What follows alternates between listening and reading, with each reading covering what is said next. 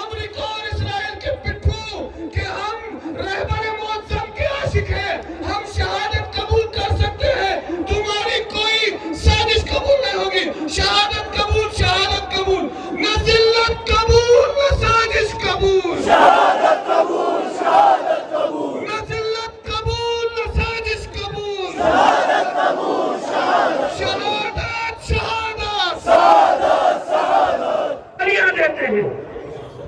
اسلام آباد کی سرزمین میں لال مسجد کے اندر بیٹھ کے مولوی عبدالعزیز عبدی ہماری حکومت کو گالیاں دیتا ہے، ہمارے فوج کو گالیاں دیتا ہے، اور طالبان کے نام سے جو خوارج اس وقت ہمارے ہزاروں مسلح افواج کو انہوں نے شہید کیا ہے۔ اور مختلف علاقوں میں جہاں نے دیکھیں ایران میں ہمارے رہبر شہید کر دیے گئے، ہم نے یہاں پہ اپنے رہبر کے شوق میں، اپنے رہبر کی شوق میں غم برداشت نہیں کر سکے، ہمارے نوجوان آپے سے باہر ہو گئے، کچھ حملات چلے،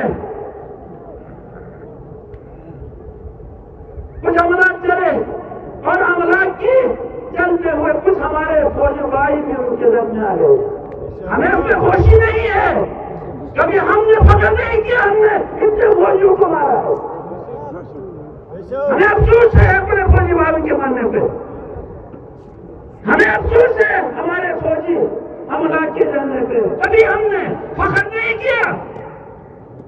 لیکن جائیں ان یمن میں جو بیٹھے ہوئے خوارج ہیں، فوجیوں کے اوپر حملے کر کے انٹرنیٹ میں دیتے ہیں فخر سے، جس پاکستان کو بنانے میں کافرستان کہا گیا، قائد اعظم کو کافر اعظم کہا گیا، وہ لوگ آج خدا شاہد ہیں، اے پاکستان کے حکمران، اے پاکستان کے اسٹیبلشمنٹ، شیعہ علی بن ابی طالب، جب تک آپ اپنے ساتھ جوڑ کے رکھیں گے آپ کا ملک چلے گا آگے، بڑھے گا آگے۔ جس دن آپ خوارج کی بات سنو گے، جس دن آپ پاکستان کی بنیاد کے مخالف تھے ان کی بات سنو گے، تو یہ کبھی بھی پاکستان آگے نہیں بڑھے گا، یہ تو پاکستان کے پیچھے بیٹھ کے چھرا گھومنے والے ہیں۔ آج آپ دیکھیں افغانستان، 40 لاکھ افغانیوں کو آپ نے اپنے ملک کے اندر بنا دی، ان کی خدمت کی، اور آج آپ کی نعمت حرامی کر رہے ہیں، وہاں جا کے آپ کے خلاف بکواس کر رہے ہیں، آپ کے اوپر جنگ مسلط کر رہے ہیں، محافظوں کو شہید کر رہے ہیں، آپ کے چوکیوں کے اوپر حملے کر رہے ہیں۔ ہم انشاءاللہ آج تک ہم نے کبھی بھی پاکستان کی حکومت کے لیے، پاکستان کے مسلح افواج کے لیے، پاکستان کے اداروں کے خلاف شیعہ علی بن ابی طالب نے کچھ نہیں کیا۔ اس وقت جب ہمارے ان چھوٹے چھوٹے بچے، نوجوان جو اپنے مرض تکلیف اپنے رہبر کی شہادت برداشت نہ کر سکے، آپ کی طرف آئے، بے شک اس نے وہ کوئی صحیح کام نہیں کیا تھا، لیکن آپ نے جو کام کیا، سینوں پہ اور چہروں پہ گولیاں برسا کے، کیا آپ نے صحیح کام کیا؟ کیا ہم نے صحیح کام کیا؟ ہم نے غلط کیا ہے، ہم نے بھی غلط کیا ہے۔ اور ہمارے پاس دیکھیں، خدا شاہد ہے، اگر ہم بدخواہ ہوتے، ہمارے فوج سے ضد ہوتا، عناد ہوتا، ہم کسی بیرونی ملک کے اداکار ہوتے، تو یہاں سے پاکستان کے اندر کتنے بھی فسن گلگت بلتستان کے اندر فوجی عملات ہیں، ان فوجی عملات کو ختم کرنا ہمارے لیے کوئی مسئلہ نہیں ہے۔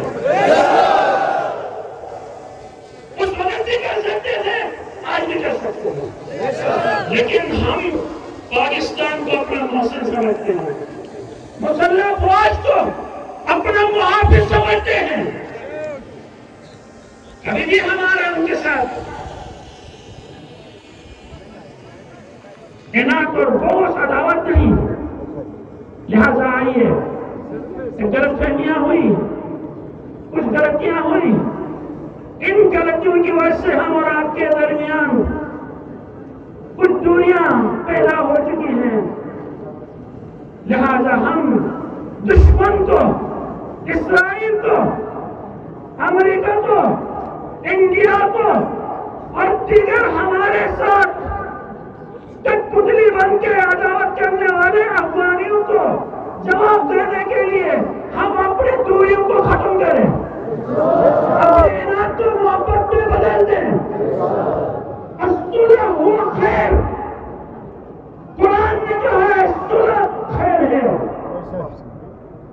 ایک غلطی ہم سے ہوئی، ایک غلطی آپ سے ہوئی، ہم اپنے غلطی کا اعتراف کریں گے، آپ اپنے غلطی کا اعتراف کریں.